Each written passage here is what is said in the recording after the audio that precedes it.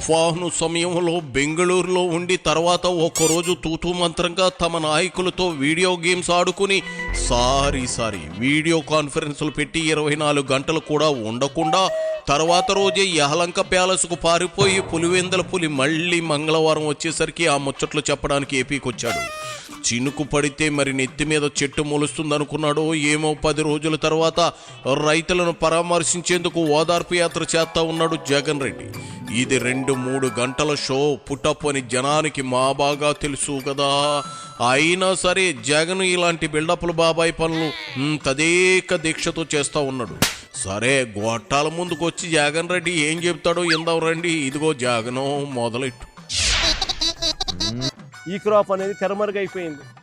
పంట పొలంలో రైతన్నను నిలబెట్టించి పంట పొలంలో ఆ రైతన్నను జియో ట్యాగింగ్ చేసి ఆయన ఫోటోగ్రాఫ్ తీసి దాన్ని ఈ క్రాప్ అనే పరిస్థితి గతంలో ఉంటే ఈరోజు ఈ క్రాప్ నిర్వచనం మార్చినారు. ఈరోజు ఈ క్రాప్ అంటే ఏం తెలుసా? చేశామంటే చేశాం.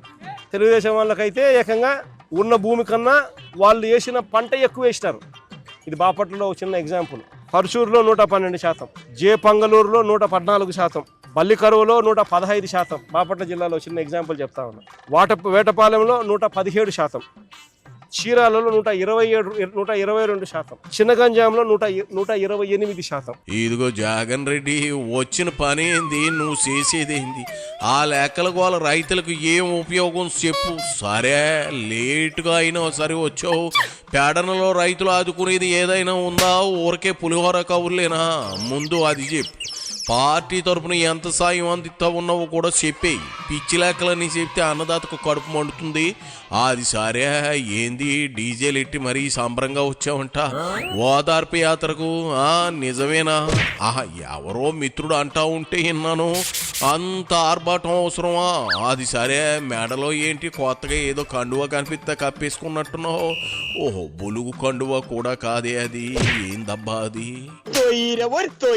ఇంత విపత్కర పరిస్థితులు కనపడతా ఉంటే, విపత్కర పరిస్థితులు జరిగిన రోజు ముఖ్యమంత్రి అనే వ్యక్తి ఏం చేస్తాడు? ఓ రోజు అట్టా చాపర్లో తిరుగుతాడు, ఓ చోట ఆగుతాడు, తర్వాత మొత్తం చాపర్లో తిరుగుతాడు. మరుసటి రోజు లండన్ పోతాడు. ఆయన కొడుకు ఇంకొక ఆయన ఆస్ట్రేలియా నుంచి వస్తాడు. వచ్చి మరుసటి రోజు ముంబైలో క్రికెట్ చూడడానికి పోతాడు. ఇదేమో మన రైతుల పరిస్థితి ఏమో ఏడవలేక, కడుపులో బాధ ఉండి దాన్ని తట్టుకోలేక, నవ్వు రాక, ఇది పరిస్థితి వాళ్ళది. ఈ వారం రోజులు టైం ఇచ్చి వీళ్ళు ఏం చేస్తారు? మామూలుగా ఇంతకుముందు వైఎస్ఆర్సీపీ హయాంలో మా ప్రభుత్వ హయాంలో నేను ఒక మాట చెప్పేవాడిని. అధికారులకు అందరికీ కూడా ఏదైనా తుఫాన్ రాకమునుపు ఒక మాట చెప్పేవాడిని. మరి నువ్వు లండన్ చాపర్లో కాకుండా దేక్కుంటూ వెళ్ళావా జగన్ రెడ్డి? ఏందేంది బాబు పట్టించుకోకుండా లండన్ పోయాడంటా ఉన్నావా? అది నోరా తాటిమాట? తుఫాను ఉన్న 2-3 రోజులు ఆయన రేయింబావులో సమీక్షలు చేస్తూ ప్రభుత్వ యంత్రాంగాన్ని పరుగులు పెట్టించారు. తర్వాత కూడా పంట నష్టం అంచనా వేసేందుకు మోకాళ్ల లోతు బురదలోకి చేలో దిగి మరీ రైతులను ఆదుకుంటామని భరోసా కల్పించారు. నువ్వేమో 10 రోజుల తర్వాత వచ్చి టెంట్లు వేసుకుని మరీ మీటింగ్లు ఎడతా ఉన్నావు. చంద్రబాబు అయినా లోకేష్ అయినా ఏం చేశారో జనానికి బాగా తెలుసు. లోతట్టు ప్రాంతాల ప్రజలను సురక్షిత ప్రాంతాలకు తరలించి వారికి ఏ లోటు లేకుండా చూసుకున్నారు. లండన్ వెళ్ళారు, ముంబై వెళ్ళారు అని హేళనగా మాట్లాడుతూ ఉన్నావు. నువ్వెందుకు వెళ్ళావు లండను? నువ్వెందుకు వెళ్ళావు రైతులను ఓదార్చకుండా బెంగళూరు ప్యాలెస్లోకి? అందులోకి వెళ్ళి కులికావు కదా అని ఎవరైనా అడిగితే నీ సమాధానం ఏంటి? పడుకున్న గాడిదను లేపి తన్నించుకోవడం నీకు బాగా అలవాటుగా మారిపోయిందయ్యా జగన్ రెడ్డి. ఏం చేస్తాం? అది సరే నీ హయాంలో జనానికి నువ్వంటే ఎలాంటి ఫీలింగ్ ఉండేదో చెప్పు. ఒక భయం ఉండేది. అది సరిగ్గా చెప్పావు. జనానికి నువ్వు అంటే ఓ భయం ఉండేది. మళ్ళీ వస్తే తమ పొలాలు లాగేసుకుంటావనే భయం ఉండేది. మళ్ళీ గెలిస్తే రాష్ట్రాన్ని మరింత నాశనం చేసేస్తావనే భయం ఉండేది. ఆ భయమే కదా నిన్ను 151 నుంచి మధ్యలో 5 లేపేసి 11 సీట్లకు పడిపోయేలా చేశారు. అప్పుడప్పుడు నువ్వు భలేగా నిజాలు చెప్తావు జగన్ రెడ్డి. ఈరోజు ప్రభుత్వం చేస్తూ ఉన్న పనితీరు గాలికి ఎగిరిపోయింది.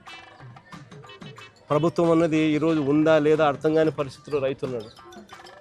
రైతుకు నష్టం వచ్చినా కష్టం వచ్చినా కానీ పట్టించుకునే పరిస్థితి ఎక్కడా కూడా కనిపించని పరిస్థితిలో ఈరోజు రాష్ట్రం ఉంది. నేను ఇవాళ చంద్రబాబు నాయుడు గట్టిగా చెప్తా ఉన్నా, ఎందుకు లెక్కలు తక్కువ చేసి చూపిస్తూ ఉన్నారు? 15 లక్షలు అని చెప్పి ఇంత ఇంత ఇంత ఇంత ఇంత ఇంత పంట నష్టం జరిగిన పరిస్థితులు గతంలో ఎప్పుడు జరగలేదు అని చెప్పి ఆ రోజు మీ ఎల్లో మీడియాలోని పేపర్లు సైతం రాసినాయి. ఆ రోజు మీ ఎల్లో మీడియా సైతం మీ ఎల్లో మీడియా మీ గజెట్ పేపర్ ఈనాడు కూడా రాసింది. మరి ఈరోజు ఎందుకు తగ్గించి రాస్తున్నారు? ఎందుకు ఎన్యూమరేషన్ చేయడానికి వెనకడుగు వేస్తూ ఉన్నారు? ఎందుకు రైతులకు తోడుగా ఉండడానికి ఎందుకు వెనకడుగు వేస్తున్నారు? ఎందుకు రైతులకు ఎన్యూమరేషన్ కోసం అప్లికేషన్ పెట్టుకుంటే ఎన్యూమరేషన్ చేస్తే మీ పంటలు కొనుగోలు, మీ వరి పంట మేము కొనుగోలు చేయము అని ఎందుకు రైతుకు భయపడిస్తున్నారు? ఎందుకు లెక్కలు తక్కువ చేసి చూపిస్తూ ఉన్నారు? ప్రభుత్వం అన్నది రైతుకు మంచి చేయాల్సింది పోయి రైతుకు నష్టం చేసే కార్యక్రమం ఎందుకు చేస్తూ ఉన్నారని అడుగుతా ఉన్నా. ఇవన్నీ పక్కనెట్టి జగన్ రెడ్డి, ఈ 16 నెలల్లో కూటమి ప్రభుత్వం చేసిన ఒక్క మంచి పని చెప్పు. ఒక్కటంటే ఒక్కటి చెప్పు చాలు. చెప్పగలవా? చెప్పలేవు. ఎందుకంటే అలా నిజాలు చెప్పేస్తే నీ 4,000 పీలికలు అయిపోగలదు.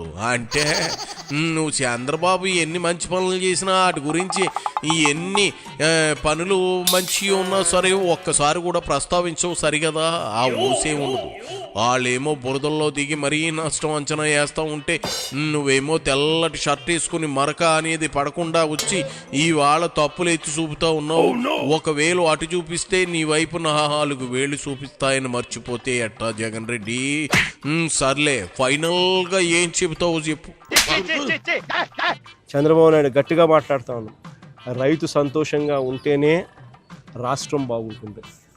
రైతు గన కన్నీరు పెట్టినాడు అని అంటే ఏ ప్రభుత్వంకైనా కూడా అది అరిష్టమే అని చెప్పి చంద్రబాబు నాయుడు గుర్తుపెట్టుకోమని గట్టిగా చంద్రబాబు నాయుడుకు వార్నింగ్ ఇస్తూ ఉన్నాం. ఈ సమయంలో చంద్రబాబు నాయుడు దృష్టిలో రైతు అనేవాడు వ్యవసాయమే దండుగా, వ్యవసాయం చేయడమే దండుగా, రైతు వేస్ట్ అనేది చంద్రబాబు నాయుడు మైండ్ సెట్.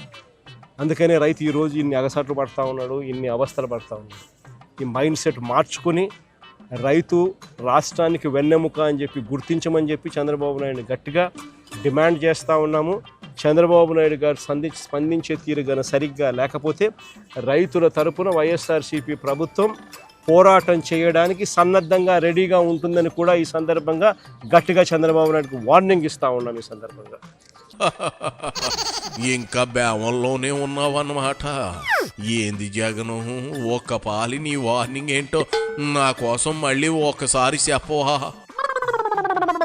చంద్రబాబు నాయుడు గారు స్పందించే తీరు గన సరిగ్గా లేకపోతే రైతుల తరపున వైఎస్ఆర్సీపీ ప్రభుత్వం పోరాటం చేయడానికి సన్నద్ధంగా రెడీగా ఉంటుందని కూడా ఈ సందర్భంగా గట్టిగా చంద్రబాబు నాయుడుకు వార్నింగ్ ఇస్తూ ఉన్నాం. ఈ సందర్భంగా ఏంది వైసీపీ వైఎస్ఆర్సీపీ ప్రభుత్వం ప్రతిపక్ష హోదా కూడా తెచ్చుకోలేక దద్దమ్మలుగా మిగిలిన మీకు ప్రభుత్వం ఎక్కడుంది జగన్ రెడ్డి? వైసీపీ పార్టీ అనాలి, ప్రభుత్వం కాదు. అది కూలిపోయి పాతాళలోకానికి పడిపోయి చాలా కాలం అయింది. అయినా ఇంకా అదే భ్రమల్లో బ్రతకడం ఏంటి? ముందు నువ్వు ఒక నెల రోజుల పాటు ఏపీలో ఇంటి పట్టున ఉండు, అప్పుడు ఆలోచిద్దాం.